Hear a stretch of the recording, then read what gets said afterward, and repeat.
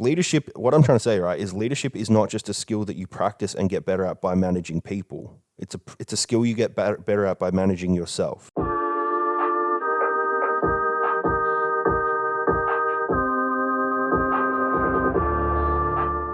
We are wrapping up Leadership Month. For me, it's fucking been amazing. Like, I've just enjoyed it so much. I think,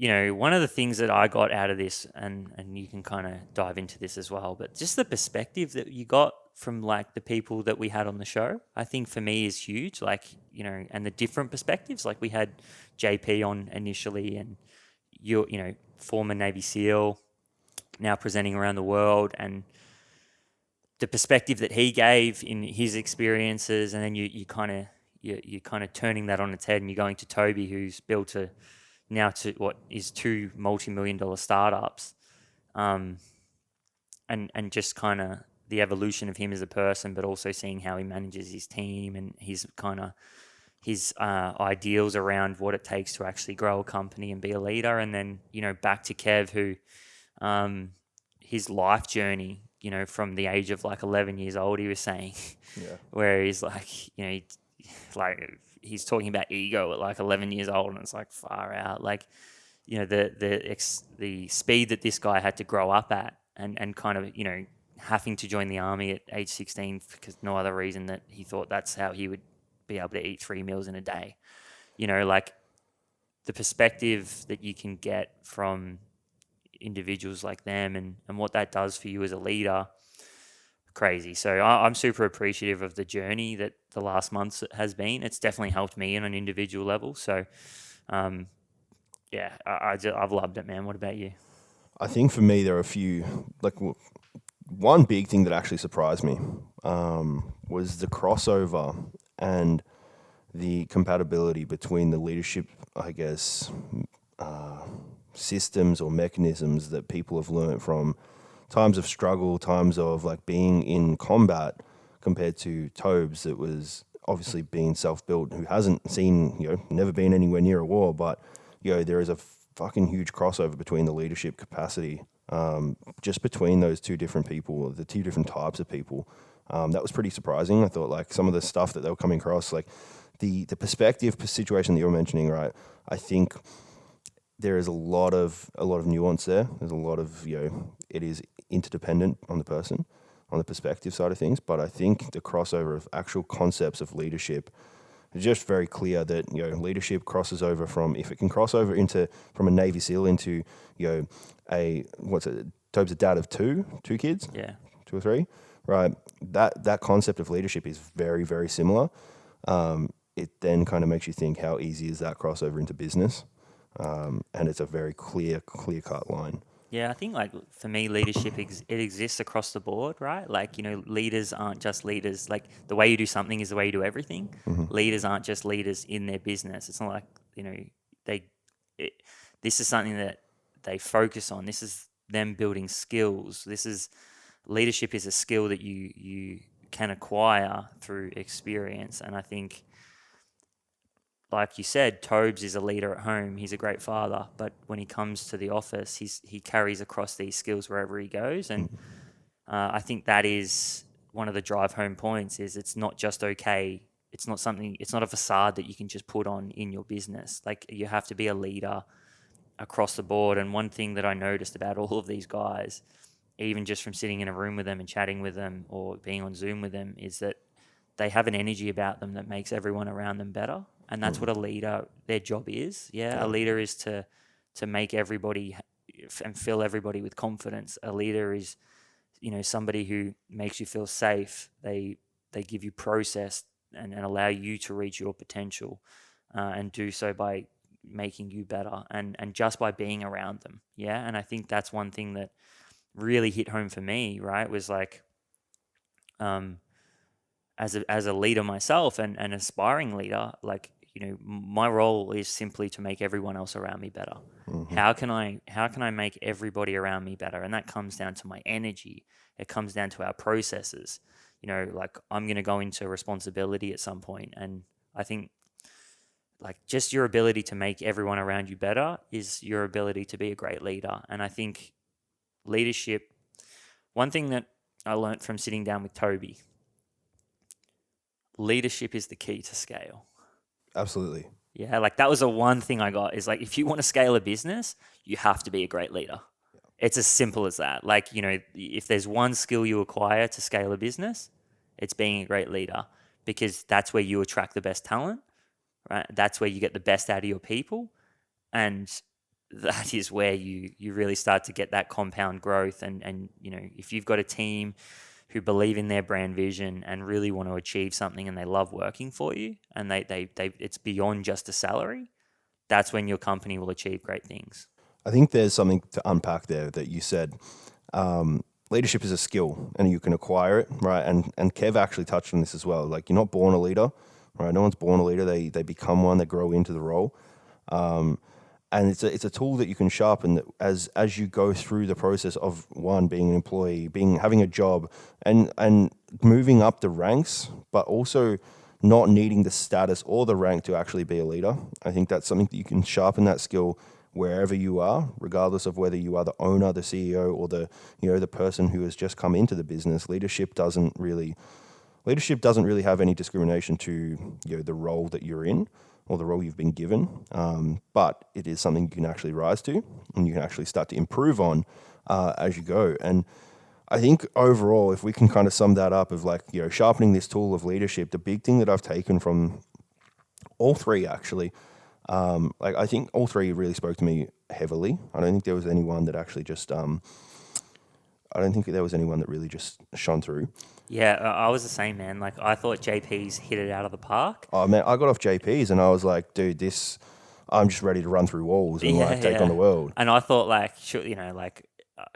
I knew that these two would be great, and I'm still sitting here today, and I'm like, I can't give you a winner right now. Like, every one of them taught me so much. And the word that the word that Kevin used was influence. Yep. Right? Like, you don't have to be in a particular role to have influence. And I think that's such a key lesson, because I think people are bound to the system that they're put in, right? Or they feel they are. And I think a lot of the time what you can do is aim to have influence, because if you're always aiming to have influence, you're not worried about your position. You're just worried about influencing the people around you to do better and be better and achieve more.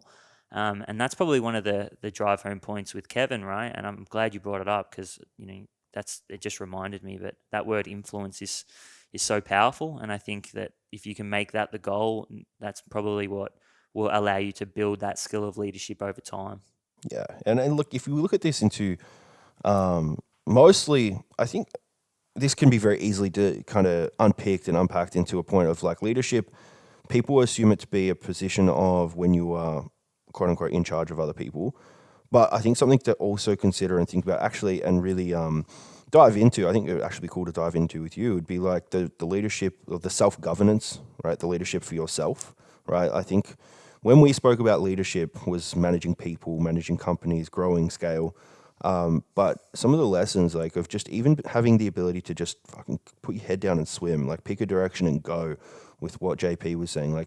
If you're making the decision to just stay afloat, right? And just, kind of scratch the surface, you are doing yourself a disservice in leadership. Yeah, I mean, and no one's born a leader, which means you have to put yourselves in positions where leadership is a skill that you have to acquire. Yeah, but it's not even the acquiring of the skill, man. It's the leadership. What I'm trying to say, right, is leadership is not just a skill that you practice and get better at by managing people. It's a skill you get better at by managing yourself. I think it's a skill you get better at from putting yourself in vulnerable positions. Agree. Nobody wants to follow anybody who's not showing that they can. Leadership is it's not something that you, as you said, it's not a skill that you practice. You're never going to learn leadership from reading it in a book. You're never going to learn leadership from watching a show. You're never going to learn any of that stuff. You may understand it, but leadership is only a skill you will acquire when you put yourself in vulnerable positions. Kevin was put in a vulnerable position as a child, joined the army, and that was his way of becoming a leader, to the point where he started to self-actualize. Yeah, Toby, $1 million startup, right? didn't start with $1 million, actually built it from scratch, put himself in a position where he had to become a leader. But he also was humble enough to actually say, "This is too big for me now. Exactly. I need to step back." That's a leadership decision, right? For him to be like, "Sick, I need to step back because someone else can do a better job here," right? That is not a decision of selfishness. It's not an ego decision. It's completely opposite. It's exactly what Kev said, to sacrifice the ego and submit to that and go, nah, this is not where I'm best served in this business. Yeah. And then, JP, right? Like, same thing. He's in war, man. Like, he's on the battlefield. It's like, that's like, that's where you learn leadership. And it's like the one thing that I think crosses over with that crossover that you mentioned before, right, is the fact that each one of these individuals has put themselves in a vulnerable position where they have to get the best out of themselves.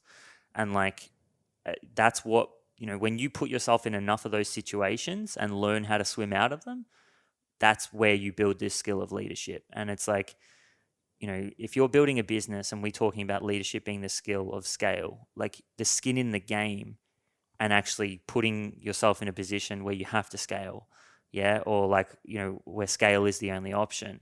And that's like, okay, well, I'm going to hire, I'm going to put myself in this, I'm going to try to get to this overarching vision, right? Because if I get there, I'm going to have to put myself in these vulnerable positions where, like potentially it could be making a movie, like signing a lease. It could be building an app, these things that are very capital intensive. Instead of just continuing on, like for the greater good of the company and what you want to achieve, making these moves and actually putting yourself in a position where something is at risk, because that's where where you get the best out of yourself as a human. Well, that's where, if you look at the quote of lead from the front, right?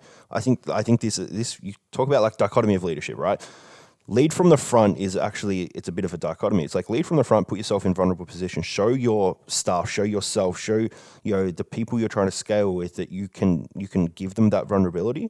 But you also want to lead from behind, let them push them up. Like Toby was saying, he wants to eat from the bottom. He wants to be the bottom feeder and push everyone else above. Like, this whole dichotomy of leadership, if it comes back to, do you lead from the front? Do you take charge? Do you get people to follow you, or do you get people to choose the direction and push them in where they're best serviced and where they're going to actually do the best job, right? Yeah. You need to do both. That was so cool when Tobes is like, I actually flipped the org chart the other way. He's like, I'm from the bottom, I'm lifting my people up. Yeah. And like anybody who knows Tobes and been around here, which you have, like this guy is... It's not just talk. He's sitting there, he's talking to everybody. Yeah. Like his team does everything, like, and he's always like, yeah, my team's fucking great. Like I've got the best team. And he's like, he lets them govern, he lets them take responsibility. But even the community here, like he'll sit down with you for half an hour and talk to you and like about your business and how are you going. And he's man's busy. Man is fucking busy. Dude, like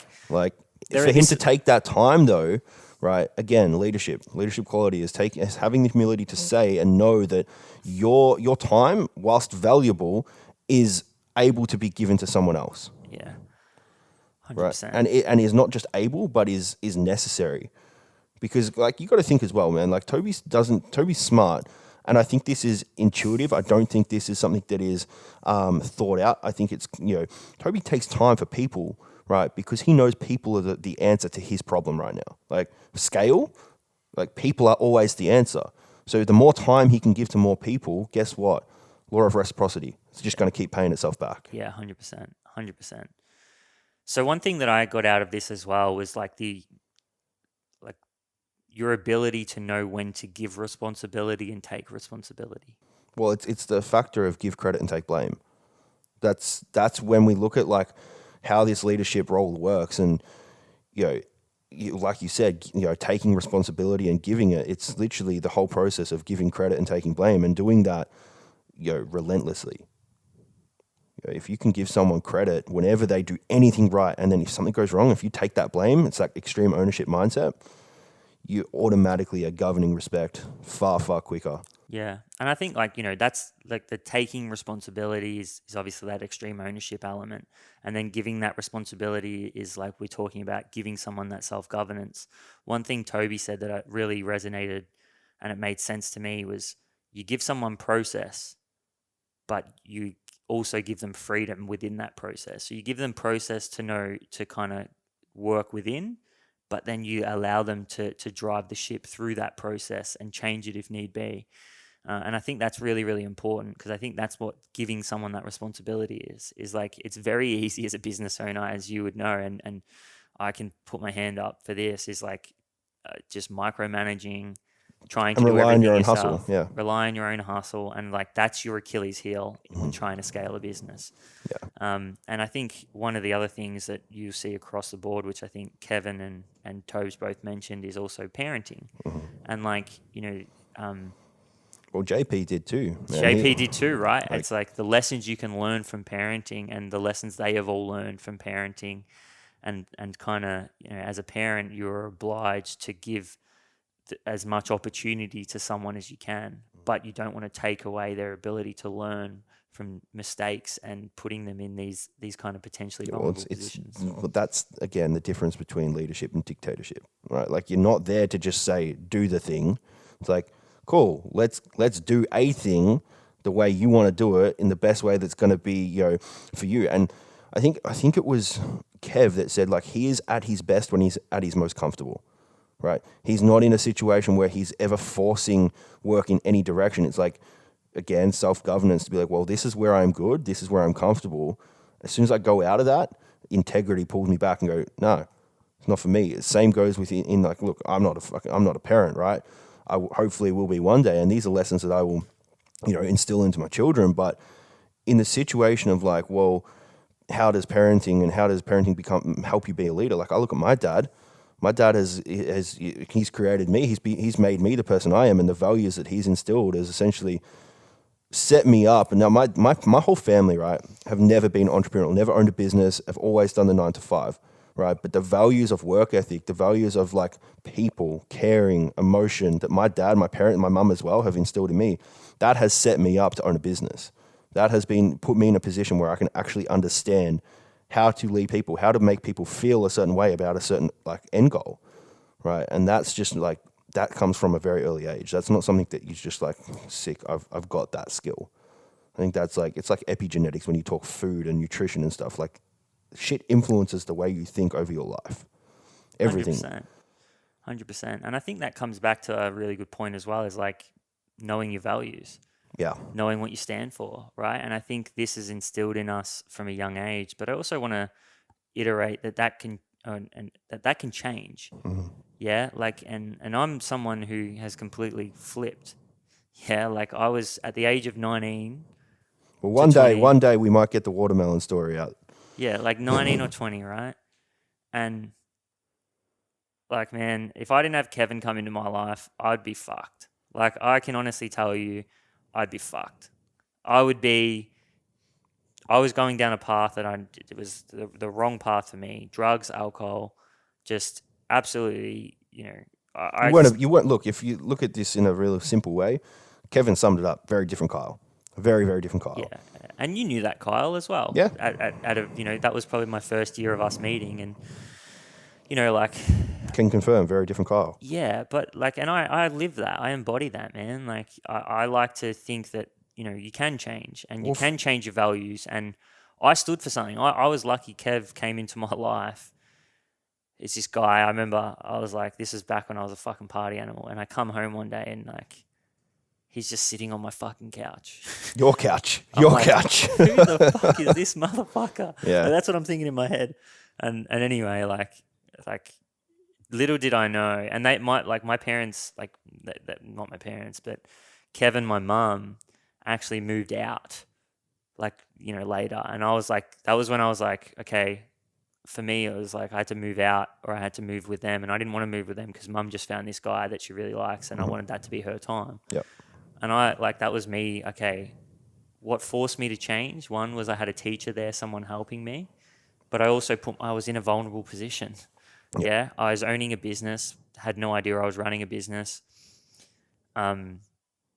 Had to move out of home, had to pay my own bills for the first time, like rent and where my food and like all this stuff. And very quickly I was in a vulnerable position, and that made me start to really change my values. And it made, speaking with Kevin really made me think about who I wanted to stand for.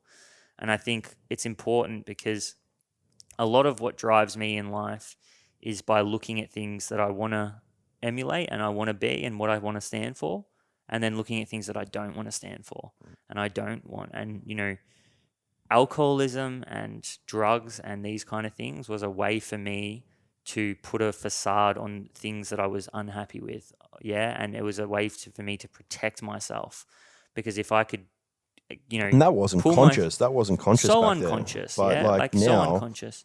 But looking back, like, you know, I look back and the person I was then, that was protecting me from pain that I hadn't dealt with from my younger life, like my parents splitting up, going through life. My dad's, you know, gone through issues and we've had issues and all these kind of things.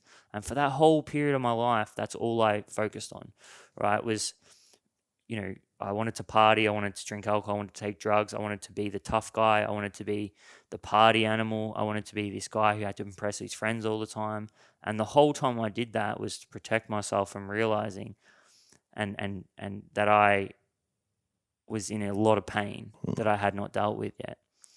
And I was lucky enough, and this is the thing for everybody out there, you can change. And it starts with your values and what you want to stand for. And for me, I've said this from day dot, the number one thing I want to do in life is be a great father above all else. And one of the things that drives me in life is knowing that, right? Because being a great father, you don't just flick a switch, yeah, when you have a kid. I want to be a great father now. I want to make sure that you know, the way I treat people, even if you're my worst enemy, right? The way I treat people is with integrity. Right? The way I run my business, it's with integrity. Yeah. The way, and I try and I have ambition. Yeah. Like I want my kids to fucking chase their dreams. Yeah. And that's like, I need to do that myself. I need to lead by example. And that's the way I think of it. And it's knowing your values and what you stand for. Honestly, for me, as an 18 to 21-year-old, and like this is normal. Like most 18 to 21-year-olds aren't going to know this. But one of the best things I ever did was sit down and actually just get an understanding of what I want to do in life, what I want to stand for, what my values are. And I think that is, I mean, Kevin talked about it, but this is like, I didn't learn from Kevin from what he said to me. I'm lucky enough that I got to spend a lot of time with this guy, and I seen how he treated my mum. I seen how he treated me. I was about to say, he probably treated you as well, even, you know, in your adolescent stage of being a little shit. Like I imagine Kev would have been I had quite no gracious. idea who this guy was for like the first year. Yeah, Like you probably didn't want to know. I didn't want to know. Yeah. You know, I had no idea. I paid no respect, and that was just who I was at the time. And sitting down with him, I can honestly say he's changed my life. Like it makes me want to cry talking about it. Like I can honestly say that. Like I do not know where I would be without him. But that's leadership. You know, I said at the start, it's like you just truly don't with a leader. You just from being around them, you do want to be better. And I think, you know, I've been able to live that, and like honestly, it gets me really emotional. But I have no idea where I would be without him, and that is leadership. Yeah. Yeah, and I think even if we bring this back to something that JP said, he was talking about mentoring, but mentoring is essentially structured leadership. A mentor is never going to seek out a mentee, right? And I, to a degree, agree that a leadership role is not like a leader is never going to seek out someone that needs to be led. You need to find someone to help you do that. Like you said that, yeah, look, Kev has come into your life and you've been quite fortunate, very lucky that in the way of which he has come in your life and has very positively influenced you. But if you're looking in a business sense, like leadership doesn't just drop out of the sky. You know, you need to be actively seeking counsel to improve your leadership quality. I need to actually go out there and find who is a good leader. Who do you, like you've just spoken about how highly you respect Kevin. You know, if you're in a position where your business is, or not even business, just as a person, you want to try and improve, like seek people that can help you do that, that can show you leadership, that can push you up, right? I think it comes back to a really important point. The onus is on you. Like Kevin said it, when the student's ready, the teacher will appear. Yep. Kevin came to my life a year before I was ready for him to actually do and help me. Yep. And like he said that same thing happened to him in life.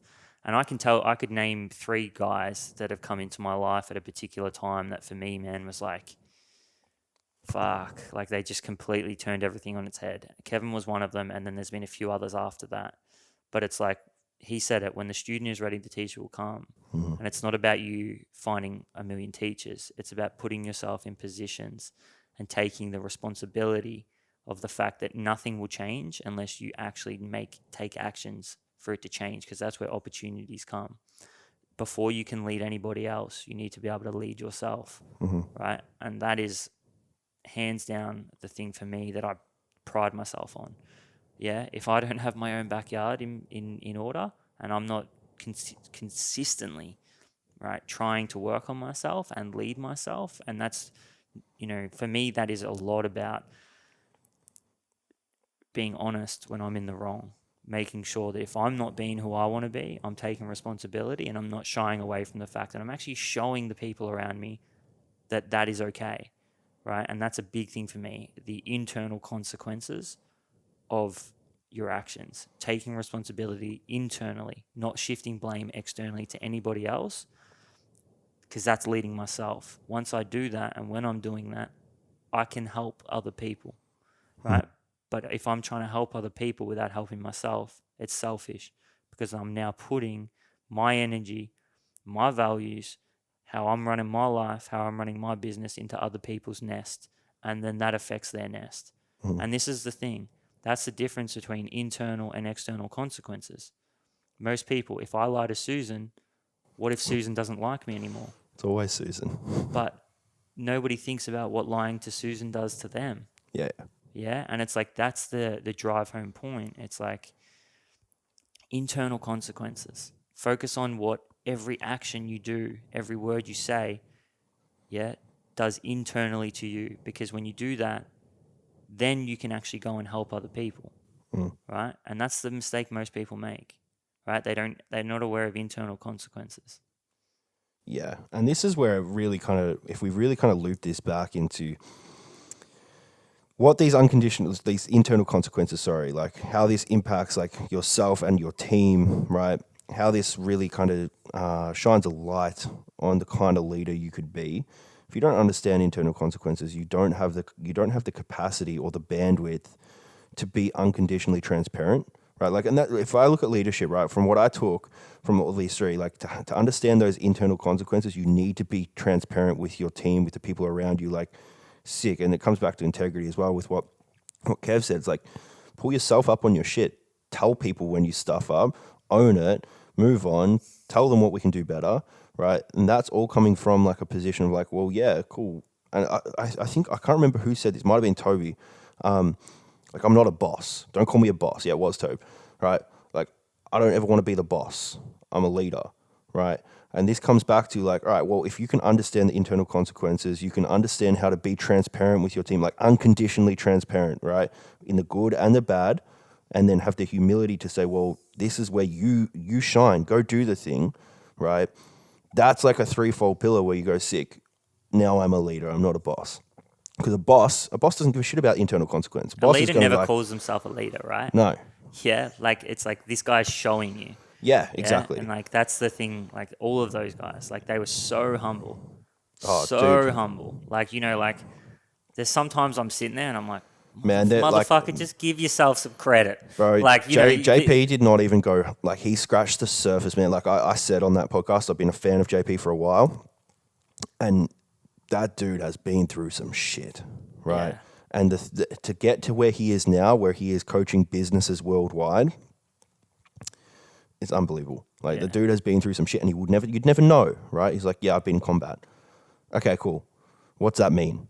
Yeah, Kevin's the same, right? Yeah. Kevin's the same. Tobes is the same. Like, I've had conversations with Toby where I'm like, far out. Like, I don't even know the pressure he would have been under at particular times. Like, like this is like business is wild at times. Like, you got to think about that. There's people out there that like there's billions on the line, and there's just so much on the line, and like that's, you can't compare either of the situations or anything like that. But it's like they were all humble, man. They all gave us their time. Like, they were so in their interviews and like willing to give up their time. And even, as I said, the conversations we had with them was just, I was so grateful to talk to every single one of them. I walked out, off every one of those interviews, and I was like, far out, man.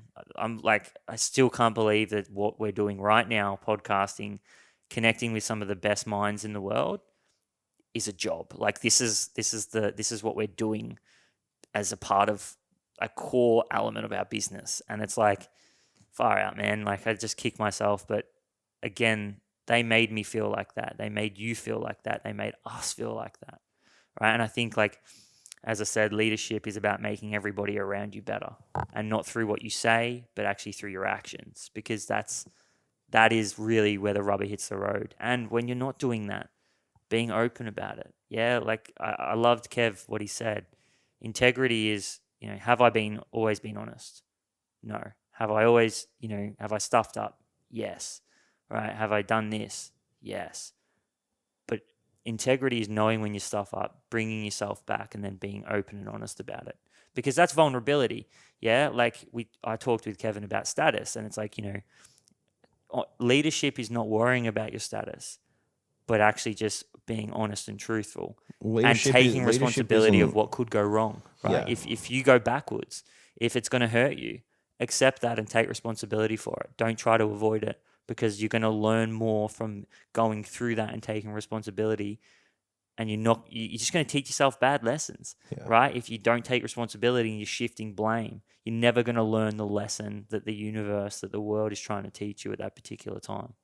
Completely agree, man. Like, I think if you just come back to that, leadership isn't about status, bro. Leadership creates status, but it's never something that's like, you should never, correct. There you go. Right. And it's like, this is fucking like social media, man. Like, social media is a beast. We're all on it. We're all doing it. But it's like, if there's one thing it's not doing, that, we just said it, leadership is not seeking status. Like, it creates it, doesn't seek it. Exactly. That's and I think 100%. like that's another big thing, man. Like, everybody's like, I get it. Everybody's trying to build a following, but there's no need to, like, you got to understand that there's consequences from lying. Yeah. Like, there's a massive consequences from lying and trying to be something that you're not. And this is coming from me. I went through 6 months of anxiety, fucking big time, because I was trying to be something that I wasn't. I was outside of my values, right? And this was years ago, right? But it was the toughest thing, and that's like something I will carry with me all the time. Like, Kevin rocked up last week and he said, oh man, if you had told me it wasn't like fancy dress, because he's never done a podcast before. I'm like, dude, to be honest, like, I'm going to wear this everywhere now. Like, because I just don't give a fuck. Yeah. I've spent time trying to be something that I'm not, and I'm never going to go back there. Right. Everything I do now is because this is who I am. This is what I represent. This is what I stand for. And I'm not going to fucking change it for anybody. Oh man, I think that's a full nother podcast, just buying shit to impress people you don't like. Like, mate. And we all do it. Like, some of it's unconscious, right? But I think the more conscious you can become on values, like, this isn't about perfection. It's actually about imperfection, right? And embracing the vulnerability of being imperfect.